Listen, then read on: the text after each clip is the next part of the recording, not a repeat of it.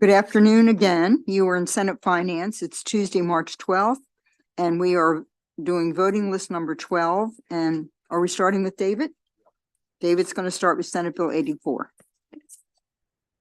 Okay, Senate Bill 84 establishes the Teacher Apprenticeship Startup Grant Program.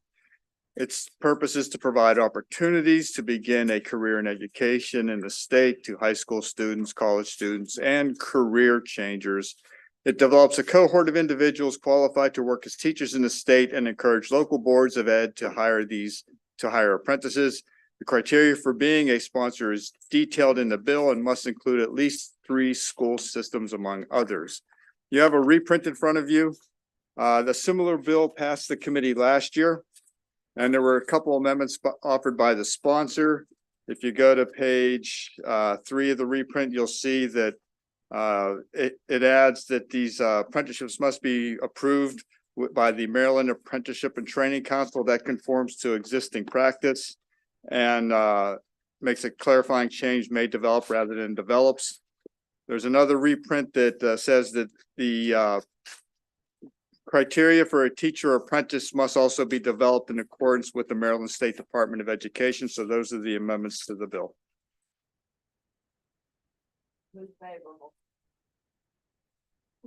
David. So, and gotcha. So in the committee, yeah, I know, like they heavy handed, like sit down.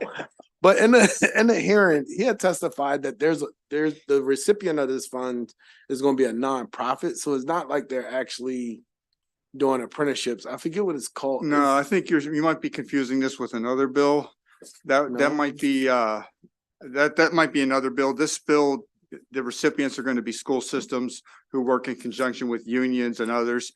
And also the grant, I forgot there's another amendment that limits the grant to $225,000 from $500,000. So those are the 3 amendments offered by the sponsor to the bill. Got you. I thought I'm pretty sure it was this one, this teacher apprenticeship. But there's like a convening authority that will work with the schools and all these other people to bring it up. And I forget what they call them or whatever, but I don't believe in. we have a lot of bills. I read Yeah. the tea leaves. We're gonna keep it moving. Thank you, ma'am. Okay. Established under 21209. Is that what you're Yeah. thinking? Okay, so I have a motion and a second. Thank you, Senator Hayes. All in favor of the teacher degree apprenticeship program? Do we have votes for that? 1, 2, I think we better call the roll. Senate Bill 84 favorable with amendment. Vice Chair Klausman. Yes. Yes. Senator Kramer. Yes. Yes. Senator Hayes. No. Senator Reedy. If Senator we get a Ellis. favorable, we might not get a favorable. I'll pass. It's going to be a long voting session. Yeah, well, Senator Washington. no. No. Senator Guile. Yes. Yes. Senator Lamb. Yes. Yes. Senator Reedy. No. No. Senator Ellis. No. Oh, no. No. Madam Chair. Yes. So that makes 5. Passes. Yes, it's 5 to 4. They are excused, correct? Yes. Okay. Only Senator Mounts is excused. Oh, The other 2 passed and voted no. no, Next we have much. Senate Okay. Bill 399. Okay, the next bill on your list is Senate Bill 399. This is a bill that would authorize a cannabis licensee it repeals existing prohibitions in the law that were passed last year about outdoor advertising and would authorize advertising for cannabis businesses on billboards. I move unfavorable, Madam Chair. Thank you. Is there a second for the unfavorable? Senator Ellis. So everyone in favor of the unfavorable for the billboard bill? Okay, Looks like 9 to 1. No, I'm sorry. Senator Hershey's not here. 8 to 1. Okay. Unfavorable. all right. The next bill on your list is Senate Bill 485. This bill involves the Family Medical Leave Insurance Program that was established 2 years ago. If you recall, last year, there was a bill in to make some corrective changes to the bill, and the department has been working, and you have another piece of legislation in front of you that also makes additional corrective changes to the bill. It extends key deadlines and alters definitions and components of the program's administration. The bill also authorizes the establishment of fees for private employer plans. The start date for the required contributions to the fund is moved back 9 months again, 9 months later to July 1st, 2025, and the benefit payments will begin 6 months later on July 1st, 2026. The bill also alters the definition of wages to match the definition for unemployment insurance, and there is language to conform who is eligible to the Family Medical and Leave Act. You have a reprint in front of you with some amendments offered by the sponsor. And I'll go through this very quickly. You'll see that most of these amendments are clarifying, at least on page 2 of the reprint, and you also apply the definition of wages to self-employed individuals.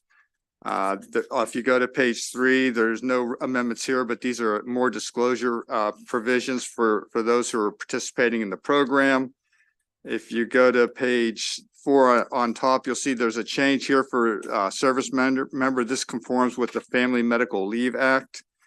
And at the bottom of the page, there's requirements regarding electronic filing of information. On page 5 of the reprint, there were some questions during the hearing about the authorizing the department to issue grants to get community involvement. So there's an amendment offered by the sponsor that strikes the original language in the bill and instead provides that the secretary may use a portion of the funds paid into the program fund and other available funding to award grants to facilitate community partnerships in amount that in aggregate do not exceed the amount appropriated to the department's annual budget for this purpose. So it can't go beyond whatever the department has in their budget. At the bottom of the page, language regarding the fund itself is brought into the bill by amendment, and the purpose of this is to provide for additional revenues that will come into the fund, including the revenues from application fee and renewal fees for private plans, as well as monies collected from contributions from self-employed individuals. So additional revenues for the fund are specified here. And again, certainly, it also goes on the next page. You'll see that certain of these fees paid into the fund shall be only for the administration purposes of the program.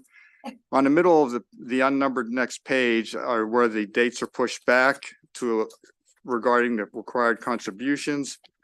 And then on the next page, again, there's on the top of the page, there's language regarding conforming this to FMLA.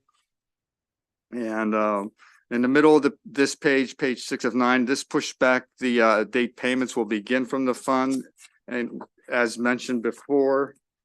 And if you go to page 7 of 9, this requires that the application fees from private plans or for those who are participating in private plans must be reasonable.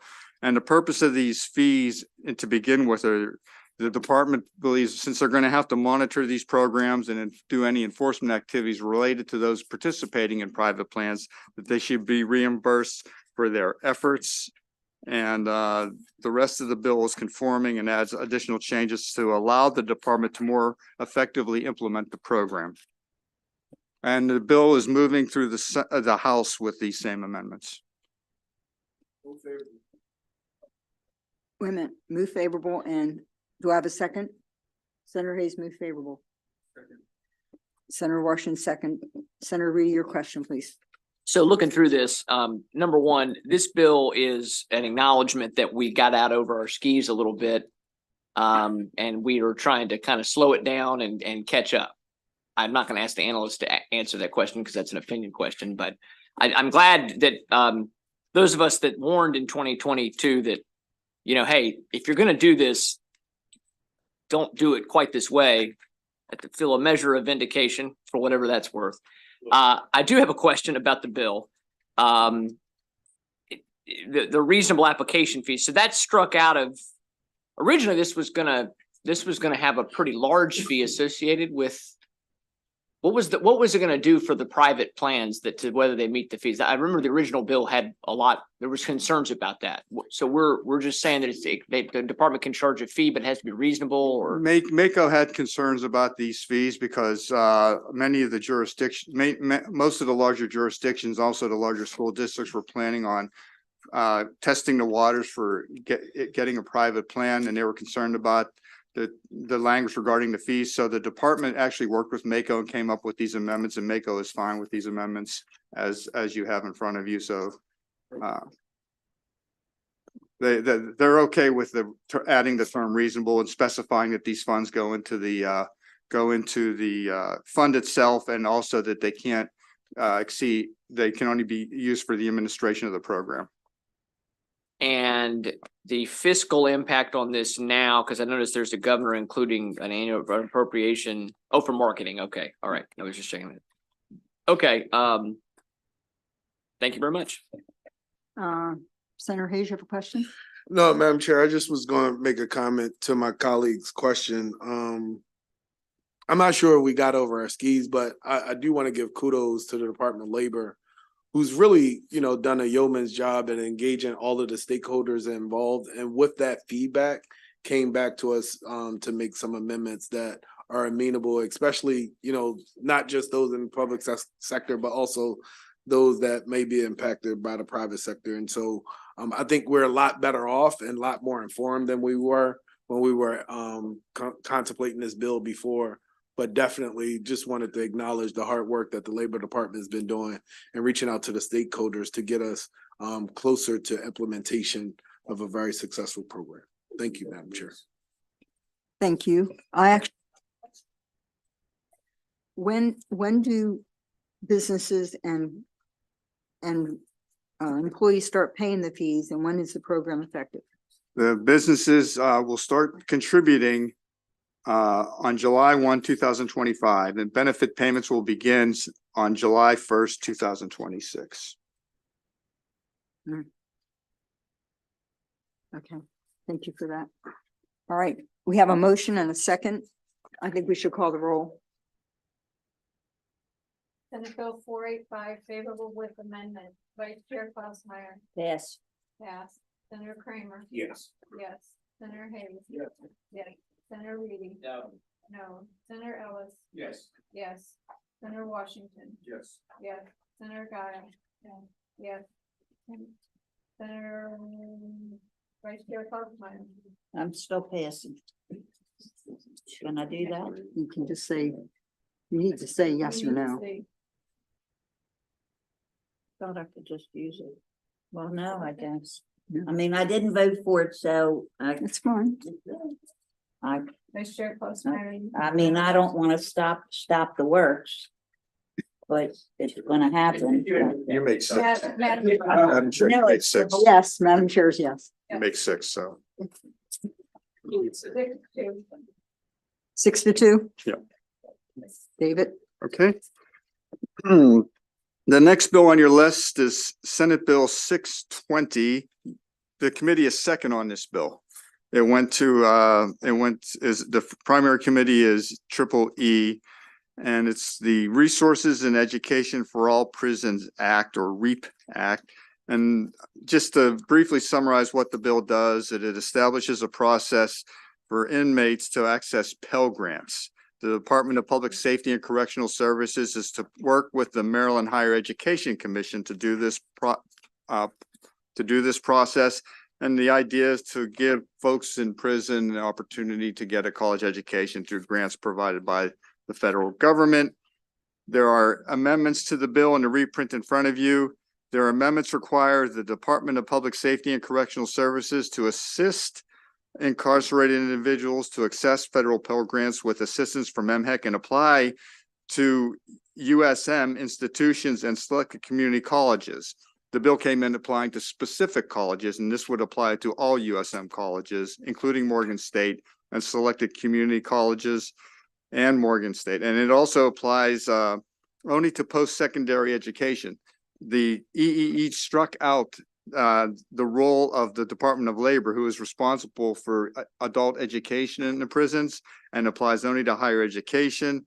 And therefore, by striking out the Maryland Department of Labor, any interest this committee would have in this program would really wouldn't apply anymore. Mhm. So the Department of Labor does not have anything to do with them No, anymore? they struck them out, and the focus on the bill is strictly on post-secondary education, not adult education. College We education. should have a motion and a second. Motion of the favorable. And Senator Hayes is second, okay. Senator Meyer, do you have all your questions answered? Well, no, I'm, Go ahead, keep going. you know, I guess the situation this week has been, I remember passing it when we went into labor, so now we're out of labor. so- No, it doesn't make any changes to anything labor has done. Okay, Adult education is still within the Maryland Department of Labor, but Okay. the focus here is on secondary. post-secondary All right, education. I'm fine.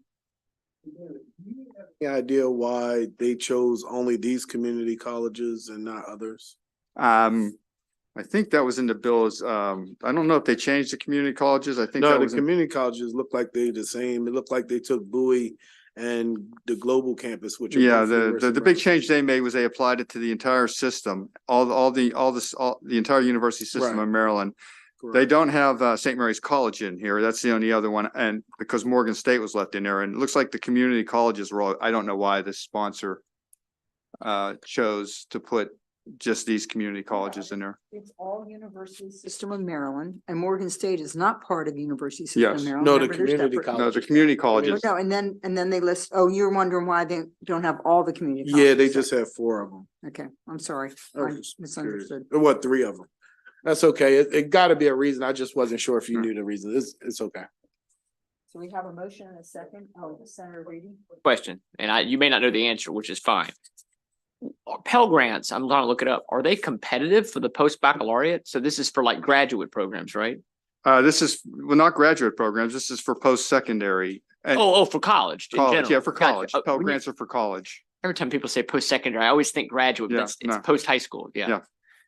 For me, college was a postgraduate. It took, it was very challenging for me. I'm not that smart, Yeah, so.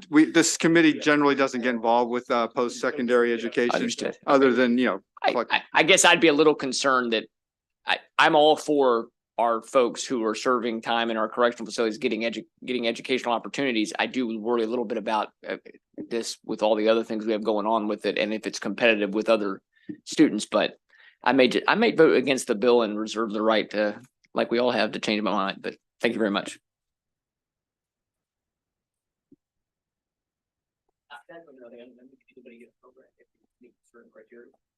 Call the roll. Senate Bill 620, favorable with amendment. Vice Chair Klausmeier. Yes, Yes. Senator Kramer. Yes. Yes. Senator Hayes. Yes. Senator Reedy. No for now, but he's reserving the right. Right. Senator Ellis. Yes for now. Yes. Senator Washington. Yes. Yes. Senator Dial. Yes. Yes. Senator, Madam Chair. Yes, Yes.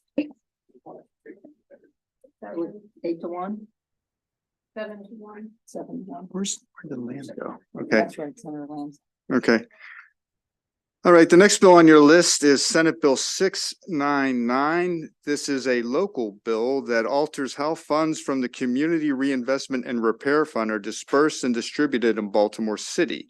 First, funds will go to the city controller, who may keep a portion for administrative costs. Second, the bill establishes an equitable community investment council in each state legislative district in Baltimore City, which consists of the senator and 1 delegate from each district, for the purpose of distributing the community reinvestment funds in that district. The duties of the councils are detailed in the bill, and there are some amendments that came from the city senators that sets a specific amount for administrative costs, provides that the senator and delegate in the district are non-voting members on the council. And instead of bylaws, it requires a governance structure and specifies the contents of the governance plan and strikes funding for the City Office of Equity and Civil Rights. This bill, as amended, is supported by the city Senate delegation. Senator Hayes and Senator Glassmeyer. All in favor of this local bill? Oh, Senator Ellis? Really quick, thank you. Is there any kind of number you have on the money that will flow into this fund? Is there an estimate? There might be estimates in the fiscal notes. I know we are tracking the money that's coming in from the sales of cannabis, but there is nothing in the fiscal note about how much could end up going to the city as a result of, okay, MCA so if you go to the last page, conversion fees of approximately $61 million were brought in last year, 31 million of which has been collected and are to be paid. These funds are paid into the community reinvestment fund. So there's at least 31 million in there. And then the money is then distributed after that by another formula based on the communities and other factors. So the money that goes to Baltimore City, they've decided they want this money that goes to their jurisdiction to be divvied up and, by these councils. So that 31 million is a statewide number? It's a statewide number, yes. And I'm sure there are numbers available somewhere about how much each jurisdiction, each county will get. Okay, thank you.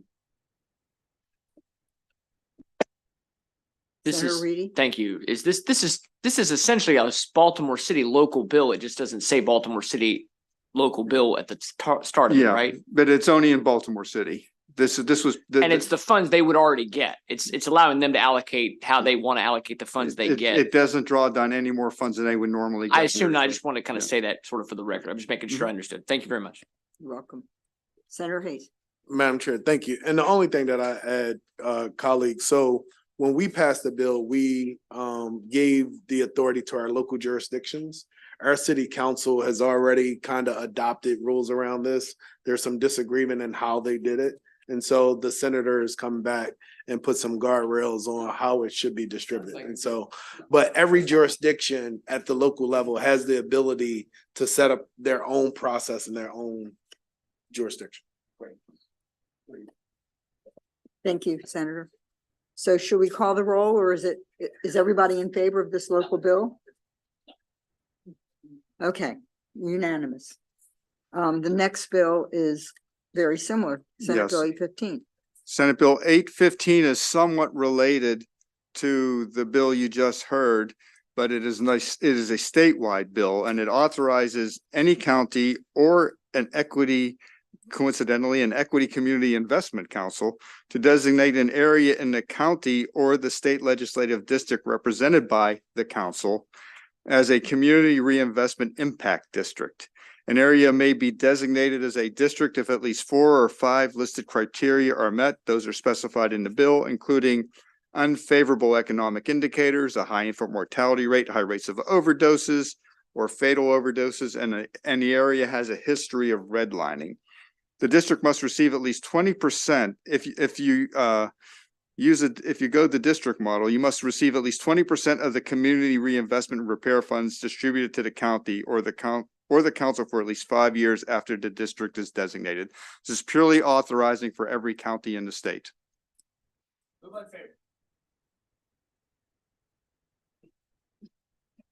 do we need this bill? It's a local bill. No, it's not. This is not a local bill. This is a statewide bill. Sorry. But I think I should mention that one of these is dependent on the other. That was how the sponsor drafted these. Well, no, this bill is contingent upon the other bill taking effect. So this will take effect June 1st, 2024, contingent on it taking effect of the bill you just voted on the acts of general assembly. So if that bill had failed, this bill would fail, but this passage of this bill is contingent upon the other bill taking effect. Do you mind holding it? Yeah, I can talk can to the sponsor I just just so we have- can tell it. I'm actually not trying to be, I was not trying to be funny. I was a little confused.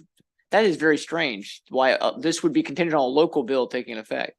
But let's just hold it for, we're voting tomorrow, I know, right? Can we hold this for a day? I know we had a long week. Yep, it's fine. All right. Don't be sorry. David? Mm-hmm. Okay, this is Senate Bill 820, Hospitals Care of Infants After Discharge. The bill as amended requires a hospital prior to discharge of an infant to provide oral and written instructions to an infant's parent or legal guardian on the importance of and how to provide a safe sleep environment. The bill spells out the process that a hospital must use before discharging the infant to the care of a parent or legal guardian. Basically, safe sleep environment means reducing the risk of all sleep-related infant deaths in which a newborn sleeps in a supine position, sleeps in a firm, flat surface, room shares without a bed sharing, and avoids soft bedding and overheating, and is not exposed to smoke. That is the reprint in front of you. The bill is amended to look like the House bill that is already coming over here or on its way. Can I have a motion favorable, please? Favorable. Sure. In a second. Senator Ellis. Ellis. So, Made the bill. this is a great bill, Safe Sleep. We heard the testimony. I've been working on this for a while. I put in a pre-5 bill, Senate Bill 59, I believe, had testimony a long time ago, Safe Sleep. And now this one's passed and my bill is dead. I've had issues like that before where I do the work with advocates of years. Some late 5 bill come in and people want to pass that and kill my bill. And so I have issues with this. I was told this is a crossfire filled bill, but there's no crossfire on this bill. And this is something that's common in Annapolis. I do the work for these bills, and someone's come and snatch it out of my hands. And this is happening right here, right now. And it's totally disgusting. Senator, your bill was somewhat different, though. It didn't just include hospitals, didn't it include other organizations? Several levels, Okay, and we amended it down to match the bill in the okay, House that passed. okay.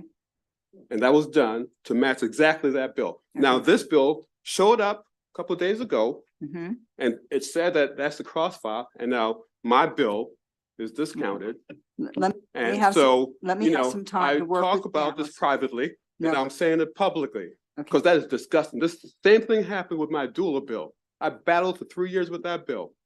You and I, eventually won. you and I have not had a discussion about this issue. I'm going to hold the bill and we'll talk to the analysts and see how we can adjust it. Okay? Yeah, thank you, Madam Chair. Thank you. Okay, the last bill I have is Senate Bill 952. This regards assisted living refers. It establishes, I'm going to hold this, David. okay, We're looking, some amendments are going to come in tomorrow morning, so Okay. no use, we'll wait. Mic off. Right, so I think then next we're going to flip over to the back of the voting list.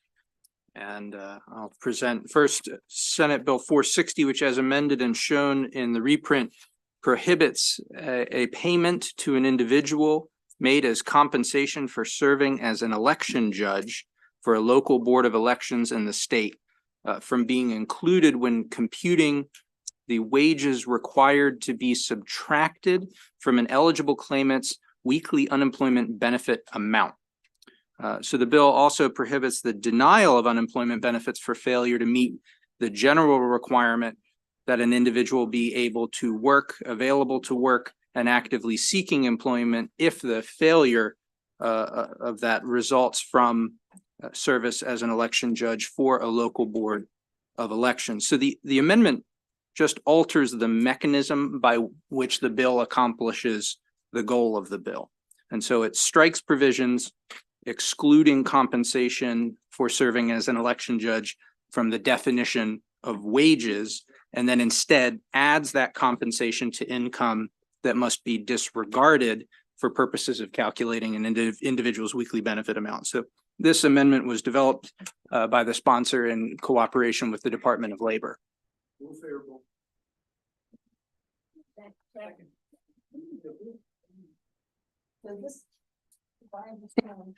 People that are currently on unemployment can work as an election judge and get paid as an election judge, and it doesn't get deducted from their unemployment. Correct. Thank you. It's a good incentive, yeah, and they have the time, right? Because, okay, so we have a motion and a second favorable. Should we take a roll call? Are we all in favor of Senate Bill 460? Thank you.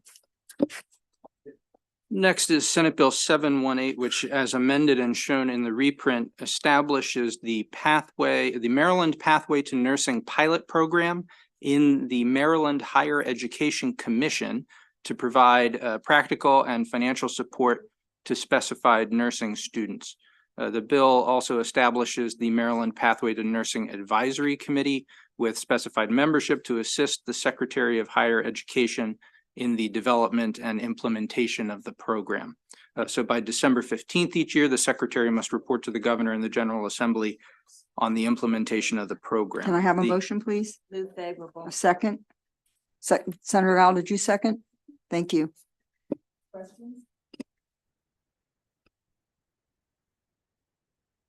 This is the wraparound services, correct? With amendment. Yes. And so just to be clear that there is an amendment that transfers the program from the Department of Health to the Higher Education Commission as described. Look at that, his spidey senses were tingling. Voted Senate Bill 991. I'm You're sorry, on 718. Would you like to add yourself to that vote, please? Positive? Thank you.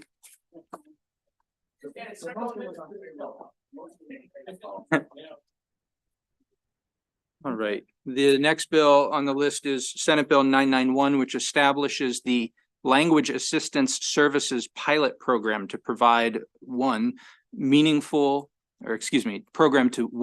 provide meaningful access to behavioral health care to children with limited English proficiency, and 2, establish a competitive grant process for local behavioral health authorities to provide reimbursement to behavioral health providers for language assistance services.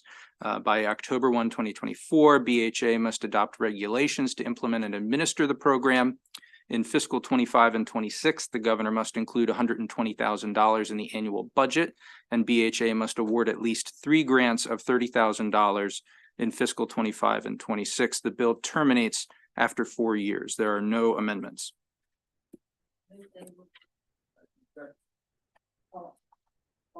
For Senate Bill 991.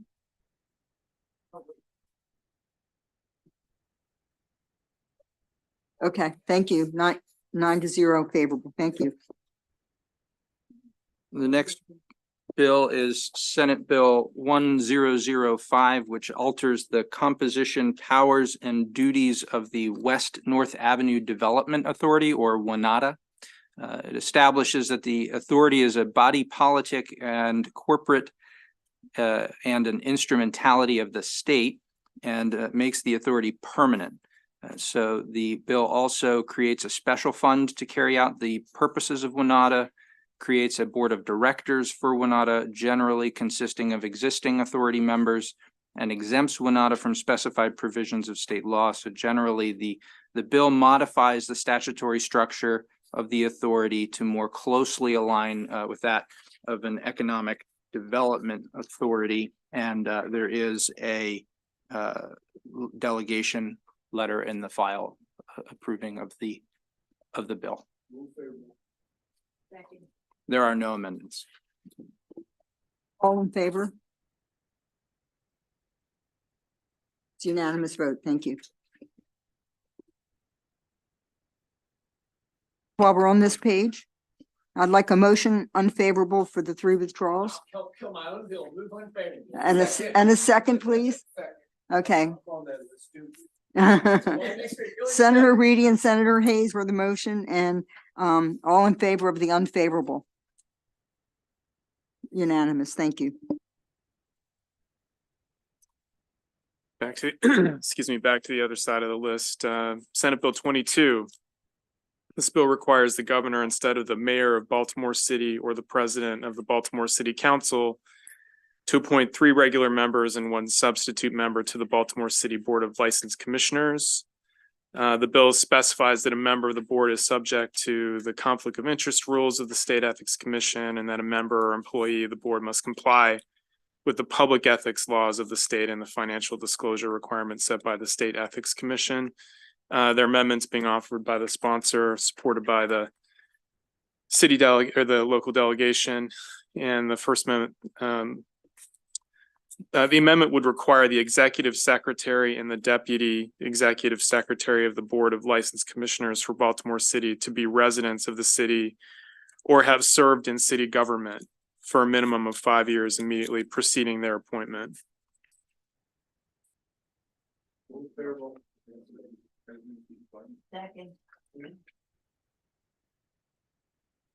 Can they still be city employees or they can only be?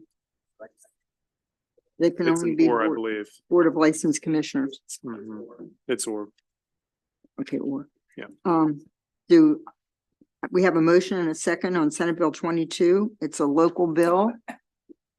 Can I have everybody favorable? I got it. Yeah. 9-0 favorable. Thank you. Okay. Senate Bill 539, you may recall this is the bill that establishes protections and disclosure requirements relating to the sale and resale of tickets for entertainment events. The bill prohibits a ticket reseller from selling or offering to sell speculative tickets, which are tickets that are not in the possession of the reseller at the time of sale. It also requires the listing for a ticket to disclose the total price of the ticket, including all fees and taxes, provide an itemized listing of all charges that comprise the total price of the ticket, including all fees and taxes, and identify the seat number and zone or section of the ticket to the extent applicable to the seat and venue. The sponsor of the bill is you have a packet that has a set of reprints in it. And so the sponsor of the bill is offering some amendments that would strike from the bill a number of provisions in it, and I can walk you through. Essentially, what the amendments would do was it would retain the full price disclosure provisions in the bill, which is on page 6 of the reprint.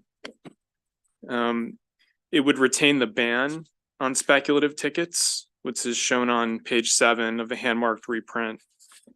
And then the amendments would require a study by the Consumer Protection Division of the Office of the Attorney General with input from relevant stakeholders. This would be a review of the event ticket market, and this review would include, to the extent feasible, an assessment of how tickets are obtained for resale by professional resellers and brokers, the cost of event tickets offered to and purchased by consumers on the resale market when compared with the face values and total event ticket prices for tickets offered to and purchased by consumers in the primary event ticket market. This would look at factors contributing to the cost of event tickets sold and offered for sale on the resale market, problems consumers are encountering relating to the purchase of event tickets sold and offered for sale on the resale market, and some of those problems listed here below. Then the impact of any measures taken in other states to protect consumers in the event ticket market, such as through resale price caps, limits on fees and charges by secondary market resale platforms, requiring the transferability for event tickets, and restrictions on the use of bots to purchase tickets for resale, and then any other matters identified as relevant to the protection of consumers in the event ticket market. This report would be due to the statutory committee's December 1st, 2024, and then the amendments would push up the effective date to July 1 to provide for time to do the study.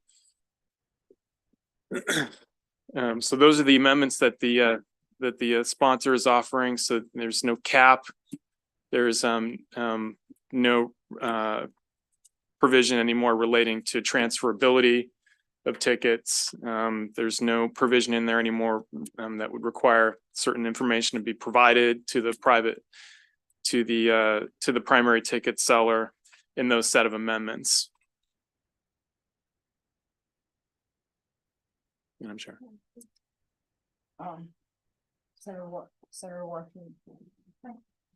Thank you, Madam Chair. So how does this protect the consumer? So the protections, well, do you want to take that? Sure, Bill. I can answer that question. So there's a few things. I mean, obviously, I would have loved to have had the cap. I know that there are some issues with it and lots of things, that were raised. I think that it's better probably to, at least at this point, just to do, a study. And I spoke with the Office of the Attorney General Consumer Protection Division about that. I think that's where the big protection would have been, frankly. But instead, there's other issues that we've heard from consumers. One of which was, that they get to that final stage in purchasing the ticket, and that all of a sudden there's all these fees being added that they weren't aware of the beginning, that it creates problems for comparison shopping when you're looking at different sites and trying to evaluate ticket prices. And you don't know what that price is going to be until you get to the very last step. It's been discussed at least a lot federally too, a lot of these mandated requirements for all-in ticket pricing. And in fact, lots of other states have done this and implemented this uncontroversially. With respect to the other one, the ban on speculative tickets, this is also an issue that has arisen where tickets are being sold when the person doesn't even own the ticket, when the broker doesn't even own the ticket. Right now, we have a disclosure requirement. It comes up when, what we've heard from Meriwether, for example, where tickets will be sold on a Wednesday on a secondary ticket broker or secondary ticket seller website.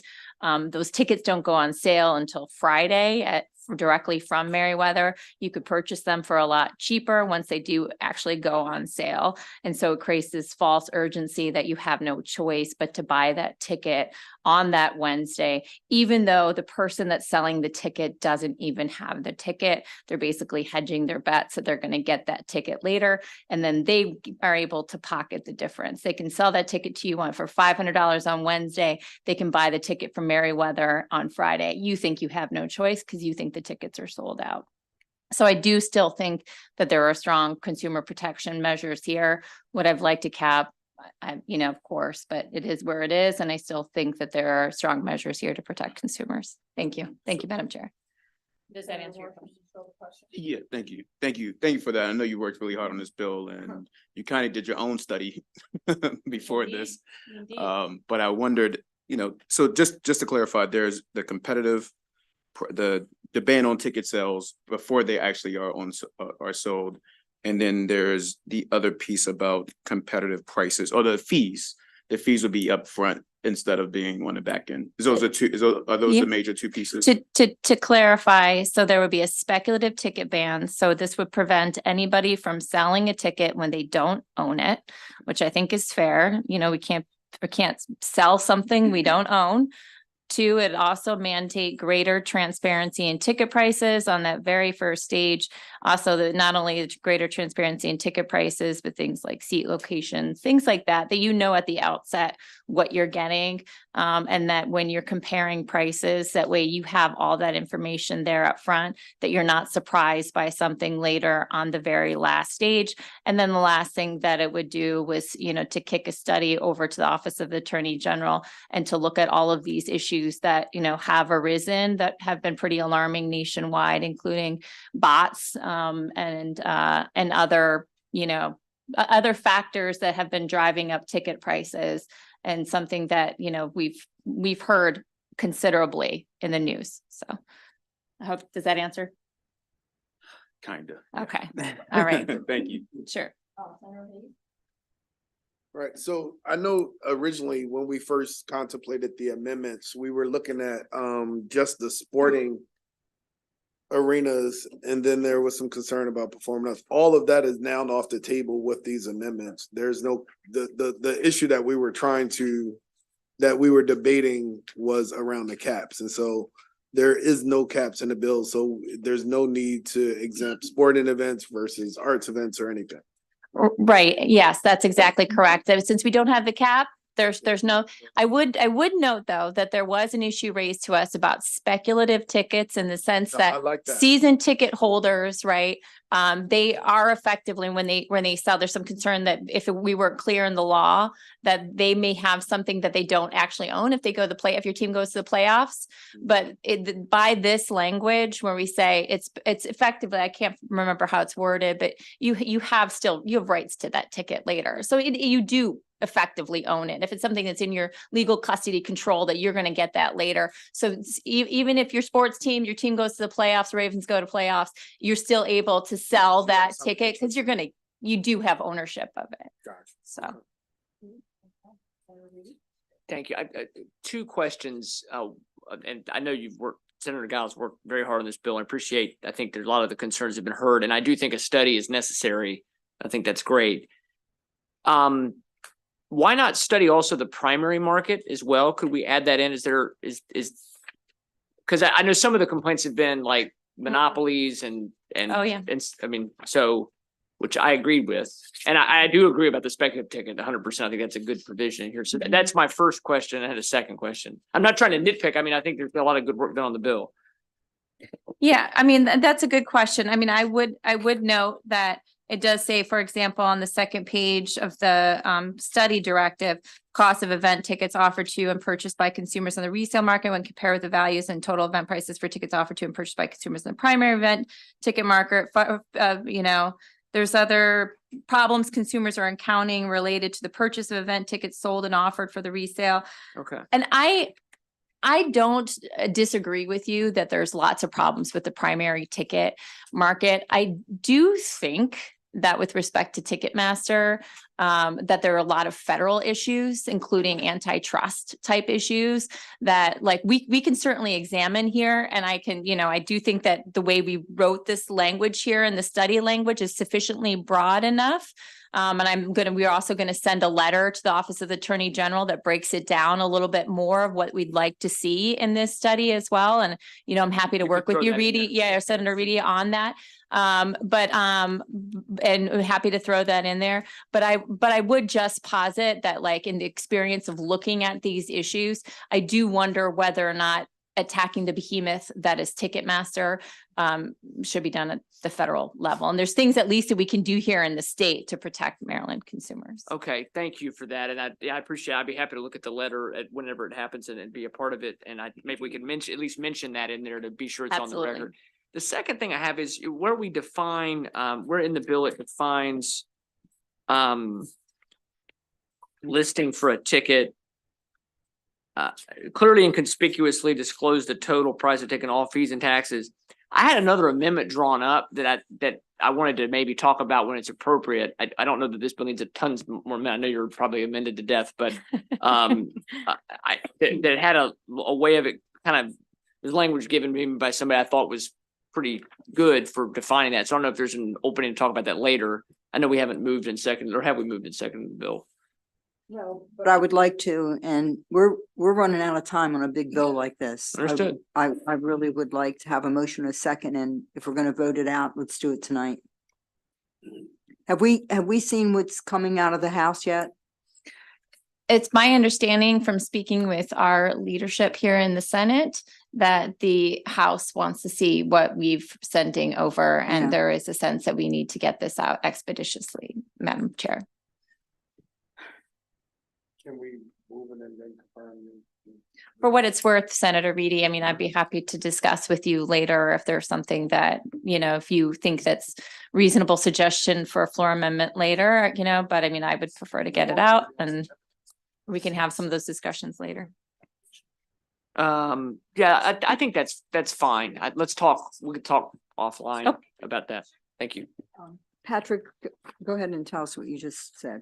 So process wise, the way that these amendments are laid out is we have the sponsors amendments that make no changes to the price disclosure provisions. Then we have two amendments that basically are Senator Hayes's amendment and Senator Klausmeyer's amendment that do the same thing as Senator Giles' amendments here without the study. So they would be addressed with the first set of amendments here that the sponsor is offering. You could withdraw them. Okay. So then, I'll just finish the description. Then there are 3 amendments that offer suggestions as to how the price disclosure provisions in the bill could be altered. I think there's an amendment that addresses transferability, which is a provision that would be struck from the bill, so that may actually not be relevant. And then there's also that amendment, I think one of yours also includes a modification to speculative tickets. So that one can be taken a look at. And then there's one that I think would establish a refund right. So that would be the methodology to walk through this, the sponsors amendments, look at the price disclosure amendments together, and then take up these other ones. Okay, go. So do you want to move those or? You want to, which ones are we moving? I thought you were going to go through them. You moved mine. Do I need to move favorable with my amendments, or what do you? We want to move favorable with just your amendments, right? Yes, and then the Favorable other just with your amendments can be considered Okay, Okay. to alter these. okay. Okay, so we have Senator Gall motioned and Senator Kramer seconded. All in favor of Senator Hayes, you have a question or you're voting? Good job. So we're voting on Senator Gall's gold star. Let's vote on Senator Gall's amendments, and then we're going to go through on just the amendments, and then we're going to go through, you're not voting. Okay. So we have a 9-0 on the senator's amendments. Now, Patrick, what do you want to Okay. do? So the next thing to do would be to go to page 27 of the reprint. And actually, Senator Reedy, you indicated you're not going to offer the first amendment that's before this. So on page 27 of the reprint, this is a Senator Reedy amendment that pertains to the price disclosure requirements in the bill. And what this amendment would do, and I'm going to read this one, and then I'm going to read the next one, which is Senator Klaus-Meyer's amendment. So Senator Reedy's proposal would, on page 30 of the hand-marked reprint, would say that the listing for a ticket and each step of a transaction to purchase a ticket must, from the time a price is first displayed to a consumer, clearly and conspicuously disclose the total price of the ticket, including all fees. But taxes would not be included in that item of disclosure. And then the next item here would state it would prohibit the price of a ticket from changing from the time of the initial disclosure of the price and the completion of the transaction. So those are the two pieces: no disclosure that would include the taxes, and a prohibition on the change of price from the beginning to the end. So this would change the disclosure requirement in your amendment for Senator Reedy's amendment. And then maybe what I should do is read Senator Klaus-Meyer's amendment, how those amendments would change the disclosure. So the alternative proposal that Senator Klaus-Meyer is offering would state that the listing for the ticket, I'm on page 36 of the hand-marked reprint. Hand-marked 36 of the reprint. And this would have the listing of the ticket at each step of the transaction to purchase the ticket, disclose the total price, including all fees and taxes, other than shipping costs that are not determinable at a step in the transaction. So that would be the one item that would not be disclosed. And then the specific information would not include the seat number under this amendment. So you would identify the zone or section of the ticket, but not the seat number. And then the last element to this is that the total price of the ticket may be increased in a non-initial step of a transaction, so along the way, by the amount of reasonable shipping costs for physically delivered tickets. The shipping costs allowed could vary with the purchaser's location relative to the shipment's location of origin and the delivery method selected by the purchaser. And then the total price of the ticket, including all fees, taxes, and shipping costs, must be clearly and conspicuously disclosed prior to final purchase of the ticket. So that's a different set of disclosure requirements that Senator Klausmeyer is offering. That considered the all-in amendment, pricing amendment? Yeah, this is an amendment that would alter the all-in pricing requirement Okay. of the bill. Senator File. Okay, so if I understand it, what Senator Reedy's amendment would do would essentially just say you don't have to disclose taxes up front. Is that right? Right. And then also, but I thought we already had a prohibition that it couldn't change from the initial to the completion. We didn't have that?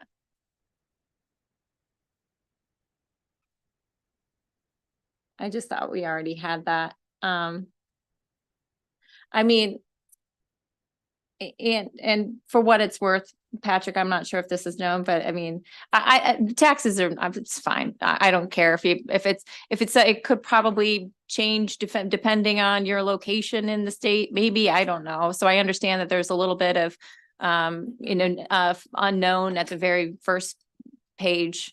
Senator, on your page 3, which is handwritten page 30, you have the price of a ticket required to be disclosed under paragraph 2 of the subsection may not change between an initial disclosure of the price and completion of the transaction. That's So- already. Okay, so that's this part, that part's not even needed. So the language that Senator Reedy has then is, So I think That's that's my the amendment. That's my amendment. What the chair just read is my amendment. that's in my, that's in Right. the bill, right? What you just read, I Madam Chair? thought she had in her, but it was a little different. Now maybe I'm It's getting confused. handwritten page 30. Whose amendment is that? Yeah, this is Senator Reedy's amendment. Okay, He adds that's this okay. item here that the price may not change Okay. between initial disclosure and completion of the transaction. Well, Well, that's where, what Senator Giles' current bill has, and I think it's close, but it's a little, the listing for ticket in each step of transaction shall clearly and conspicuously disclose the total price of the ticket, including all fees and taxes. Provide an itemized listing of all charges that comprise the total price of the ticket, including all fees and taxes, and identify the seat number and zone. So I think this language is just trying to tighten that up a little, Look, but I mean, it's, yeah, it's. I don't really think it's necessary, but, and that's not the hill she's gonna die. I mean, I would still, I'm personally not, still opposed to it. I mean, we're talking about Maryland consumers here, Maryland. I'm not sure exactly how much the taxes change. And for what it's worth, I do know that like for airline tickets, Google Flights able to tell you what the taxes are on the very first page, so with all due respect to Senator Reedy. To find the language for it, so. Okay. So what do you want?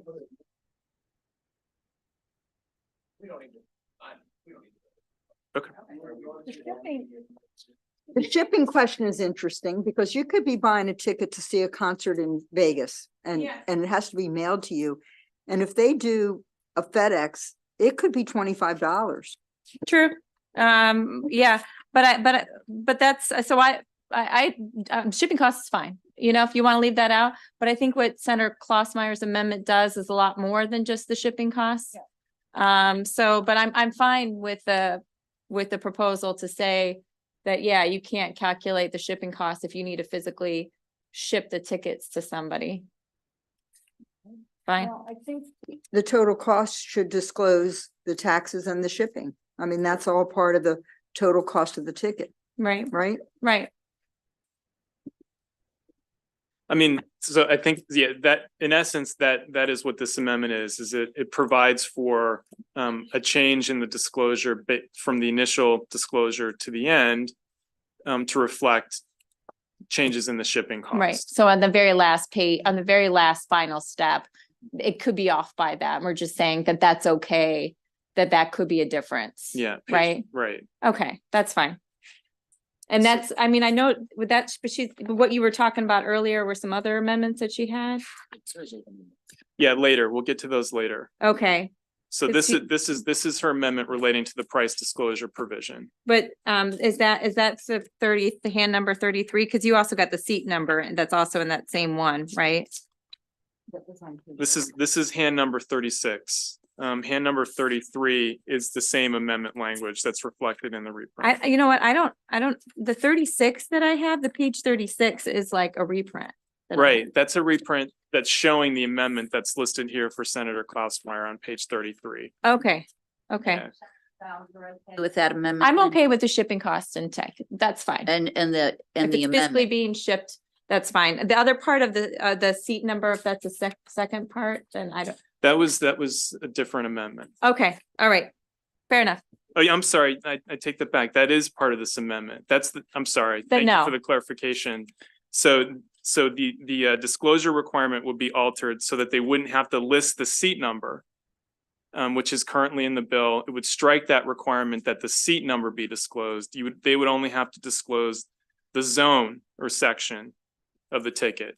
So there's the two pieces. Right. Yeah, Like that. I If you can't had support a that. ticket To sell, you'd know a seat. you would number. want to know the seat number on the very first page. Like, it just seems to me like, why? Yeah, that's almost like somebody that doesn't really have a ticket yet. So Yeah, they can't tell. you that's the seat exactly number. the reason why they do that. That they don't disclose it because they don't have it yet. And You so know, you they'll, can go to theaters and be in the third row, but be all the way on the end and oh yeah. can't see to the other side of the stage. I mean, Right. I think you need to have the. So seat I don't number. know what you can do with that for what it's worth, if for the amendment that you can bifurcate a vote on that. Sure, you can move. Can we do that? Sure, you can move the amendment except for this part of it that strikes the seat number element. Senator Klausmeyer, Yeah, that's fine. that's fine Move favorable on the amendment. with minus the seat number language, right? Yeah. yeah. Okay, so I would second that.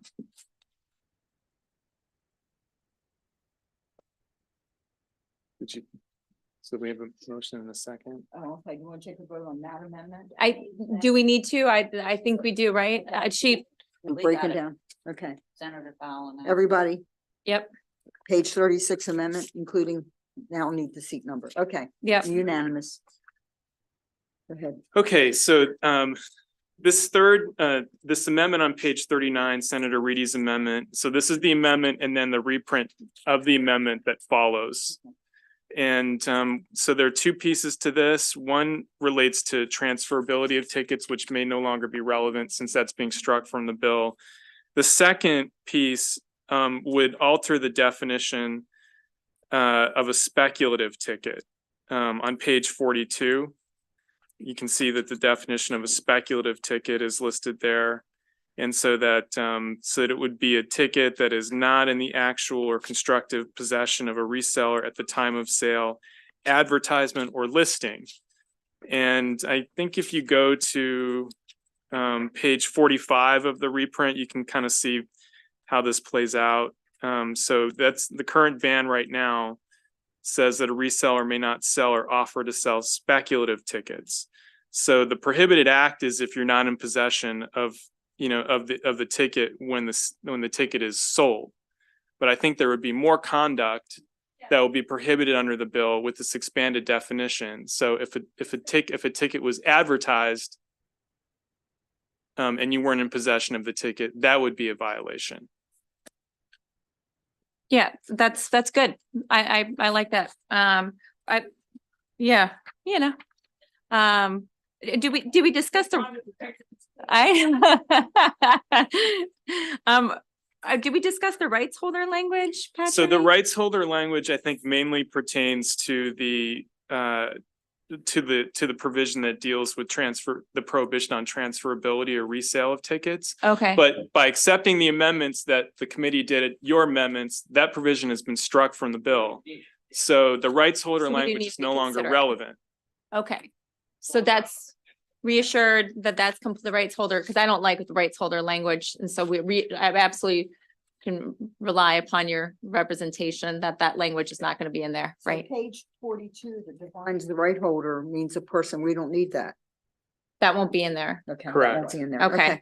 Then it's so effectively, the only thing that this particular amendment does is say, expand the definition of speculative ticket to include not only at the time of sale, but also advertising or listing, right? Yeah, and there is also a change to the definition of secondary ticket exchange here. So that means an electronic marketplace that enables, instead of a consumer to sell, a person to sell, so that, you know, that's a broader category Oh, of individuals under the definition. yep, Some of this was also, you brought amendments up before you have all the other.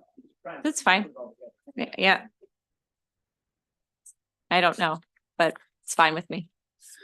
Okay, so it sounds like what a person could include an entity. A consumer is someone who purchases something primarily for, you know, personal and household use. Yeah. So it looks like, based on this discussion, the two elements of this amendment that are under consideration is the change to the definition of secondary ticket exchange, and then the change to the definition of speculative ticket. One question, Patrick, on the very last page, there's also another reference to rights holder. Ticket issuer means a person that on behalf of a rights holder. So when we just discussed that this whole rights holder language is completely out, that would also mean that that's out too in the very last page. On page 45. Yeah, correct, or Right. So that's a provision that's no longer in the bill. or 43 is what I'm looking at, I guess.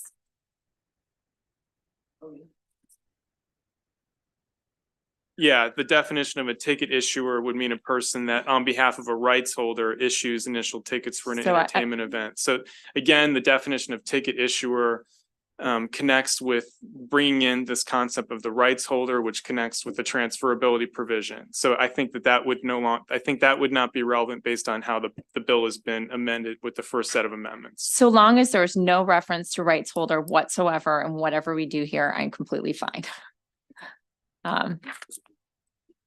Yeah. Yeah, I just have rights holder. The only thing is I would say that just in the same way that there's like the sneaky Comcast trying to do their thing, this would basically exempt out Ticketmaster. And so, yeah. So for what it's worth, I mean, so as long as that's the only reason why I don't want the rights holder language in there. Overall, this sounds like the person doesn't really have the ticket. They just have. Rights holder refers more so to like the venue would subject, yeah. That's what, I think the intention was to set aside that and we don't need to worry about Right. it. It's fine that it's not going to be in the thing. I think the intention was that the rights holder is like Merriweather or Exactly. whoever. The Or artist. the artist. Yep.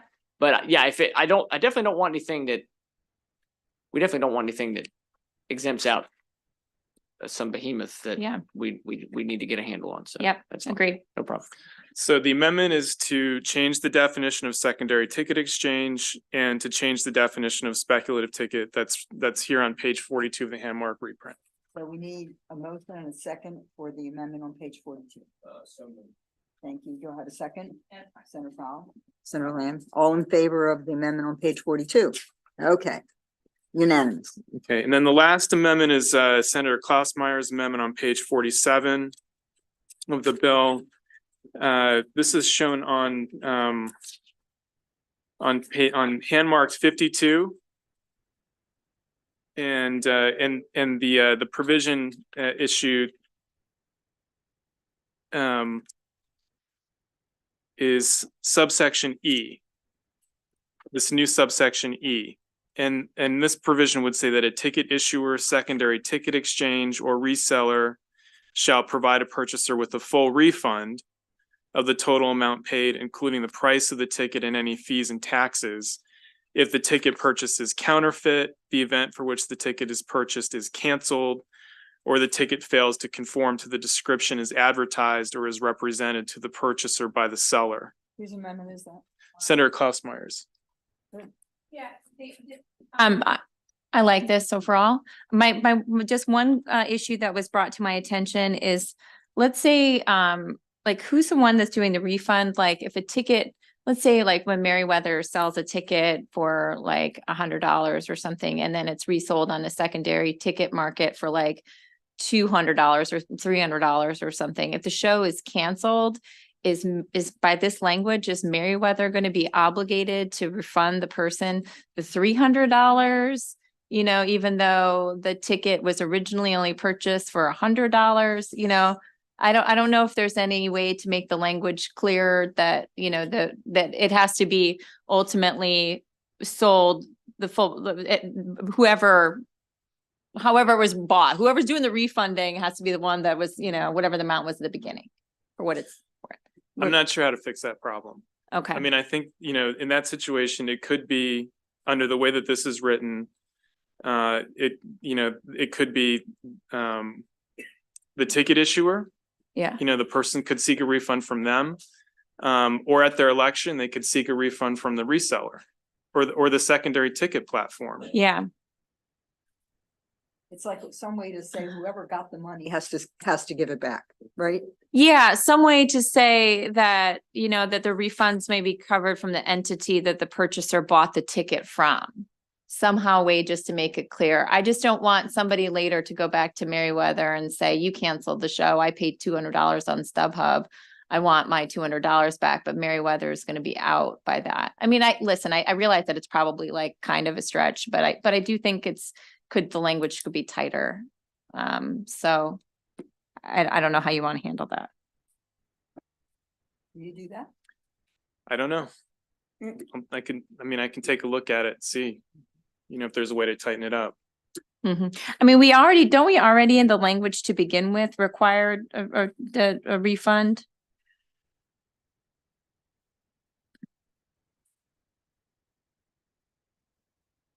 I don't think so. Okay. Yeah. All right, well, Suppose we just pass it now, and then if we come up with something, we can put it on the floor. that's on the fine. Floor. Yep. So move Sounds good to me. favorable. Well, we've already voted right? We're voting this amendment. Revoting this amendment, and then so we just you're saying to make a modification later on the floor if we decide to tighten up the language, fine, sure. We have a motion. We have a second. Senator Washington, you have a question on the amendment? Okay. Thank you, Madam Chair. I agree with the sponsor of the bill on that piece because it does say requiring a ticket issuer, secondary ticket exchange or reseller. So it could be either one of those. And you can say, and they can push it to another person and say, well, no, you should. So perhaps maybe, thank you, Senator Washington, perhaps maybe we could instead tighten up the language and do it entirely as a floor amendment rather than voting it now is that possible? We would only have to change one part of it, right? Yeah, I just don't know if I would feel comfortable passing something that I do still have concerns about, rather than letting the language get tightened up later and then just introduce it on the floor. I don't know. Can we finish this No, tomorrow? we can't. We need to Yeah, finish this tonight. what I don't understand is if you buy your ticket from the StubHub, Mhm. and then it's actually coming from Meriwether. Meriwether. Who gets the money for the ticket? What do you mean? Who gets the money? I The mean, difference? Who are you buying it from? You know, well, I have to say, I never have bought a ticket in my life, so Yeah. it's just very We tried foreign. to say though, if you bought it from StubHub, you get your refunds from StubHub. you don't should get your refund from Meriwether. StubHub. People That's what we're shouldn't trying be to going say. back to But Meriwether we asking for their don't know who you $200 would back. get your money from. I don't know that answer, you don't know that answer, but how do we get an answer like that? Can we just? Can we clarify that the ticket purchaser's opportunity, I don't know whether it's defined as consumer or however it's defined, is eligible for the refund from the ticket seller? So that if it's a third party seller, it was the ticket seller. Correct. If it's the original Meriwether, that's who refunds it.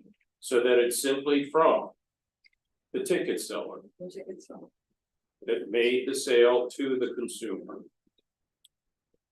Is that a reasonable? And I don't know what policies are now. Does Meriwether do that if it was Meriwether to the consumer? Okay, look, I mean, right now, I guess we gotta do something with the amendment that Senator Klossmeyer has. I mean, if we want to just fix it later on the floor, just to make it abundantly clear, that's fine with me. I do. still Other have the- option is we work on it and we vote it tomorrow, which is now Wednesday. and I would rather just get it done. So if we want to make sure we get out Senator Klossmeyer's, I'm fine with having Senator Klossmeyer's amendment. If we need to fix it on the floor, just to put in as a clarifying language to make sure that it goes back together, that might be the cleanest route, and I'm fine with it. So move the amendment, just because I'm tired of money. Yeah, I still have a question. But that was because she asked that question. I wanted to just reiterate what she was saying, which I thought was a great point. The other piece on here in this, it says that they shall have a refund, including the price of the ticket and any fees and taxes. We just add an amendment about shipment costs. Do we need to add in here also shipping costs, or does that? I think these probably are contemplate all of that, You paid to ship it. I mean, the shipping's Yeah. done. You know, there's no concert, but you still, Yeah. the seller still experienced the And your cost of shipping. tickets are null and void at that point if there's. That's not the ticket. That's not the ticket issuer's fault that the concert was canceled. They should refund your tickets, but it's not, I mean, the shipping is. The shipping, because the ticket ostensibly, if a concert's been canceled, it's probably going to be rescheduled, or theoretically, not always, but you should get your money back, but you paid to ship your tickets. Question, all along in this the whole thing about these tickets, everybody tells me that there are no such thing as tickets anymore. They're on your phone. Right, so You're, what are we you're, doing? And like you're I right. said- It's extraordinarily rare that somebody would actually ship So, it's ship just- yeah. Yeah. tickets to you. But be that as it may happen. And then if the chance that happens, that's fine. So regardless, I think we should just knock this amendment out. I'm fine with the refund. We can fix it later on the floor if we can get some Okay. clarifying language. Okay, we're going up the hill again. Nope, I'm getting down that hill. This is So- not, Now, what are we doing with the amendment? All in favor of the amendment on page 52 that Senator Giles okay with, that we might have a technical amendment on the floor. But Yeah. if you're okay with the amendment on page 52, I had a motion and a second, right? Okay. So all Yeah. in favor. Okay. yep. All right. So now can I have a motion and a second on the amended bill? So moved. For the bill? Yeah, for the bill. No, Okay, so we have Senator Guile and Senator Klassmeyer, all in favor of the amended bill on tickets. All in favor? Yeah. Unanimous. Shoo, All right, so. thank goodness.